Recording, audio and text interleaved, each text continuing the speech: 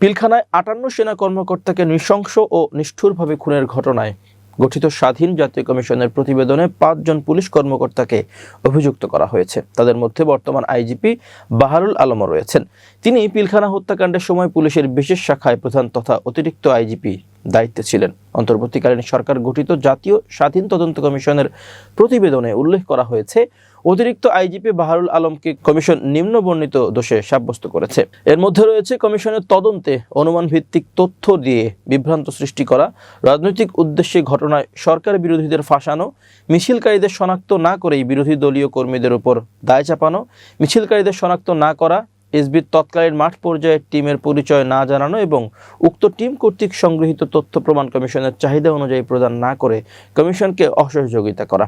প্রধান উপদেষ্টার কাছে তদন্ত রিপোর্ট জমা দেওয়ার পর সামাজিক যোগাযোগ মাধ্যম সহ বিভিন্ন মহলে এ বিষয়ে প্রয়োজনীয় ব্যবস্থা গ্রহণের দাবি উঠেছে।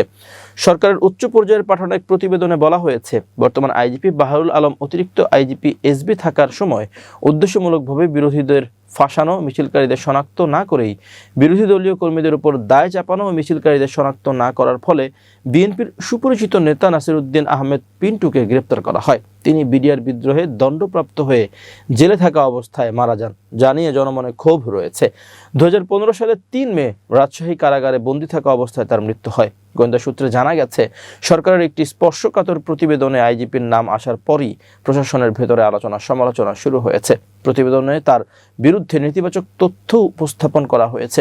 বিশেষ করে পুলিশের বিশেষ শাখায় দায়িত্ব পালনকালে তৎকালীন সরকারের রাজনৈতিক এজেন্ডা বাস্তবায়নে ভূমিকা রাখা এবং বিরোধীদের বিরুদ্ধে ব্যবস্থা নিতে সক্রিয় থাকার অভিযোগ এসেছে। প্রশ্ন উঠেছে, এমন বিতর্কিত অতীত থাকা একজন কর্মকর্তাকে গুরুত্বপূর্ণ পদে রাখা কতটা যৌক্তিক? সততা ও দক্ষতার জন্য পরিচিত হলেও পিলখানা হত্যাকাণ্ড তদন্তে জাতীয় স্বাধীন তদন্ত কমিশনের প্রতিবেদনে তার বিরুদ্ধে গুরুতর মন্তব্য এসেছে। ২০০৯ সালের বিডিআর হত্যাকাণ্ডের সময় বাহারুল আলম ছিলেন এসবি প্রধান। গত বছর ফ্যাসিস্ট আওয়ামী লীগ সরকারের পতনের পর ২০ নভেম্বর তাকে চুক্তিভিত্তিক আইজিপি করা হয়, কিন্তু পিলখানা হত্যাকাণ্ডে দায়িত্ব পালনে ব্যর্থতার অভিযোগ তুলে তার নাম এসেছে তদন্ত কমিশনের প্রতিবেদনে। স্বাধীন তদন্ত কমিশনের প্রধান অবসরপ্রাপ্ত মেজর জেনারেল আলম ফজলুর রহমান বলেন, তদন্তে ৫ জন পুলিশ কর্মকর্তার নাম এসেছে। তাদের মধ্যে আছেন বর্তমান আইজিপি বাহারুল আলমও। কেন তাদের নাম এসেছে?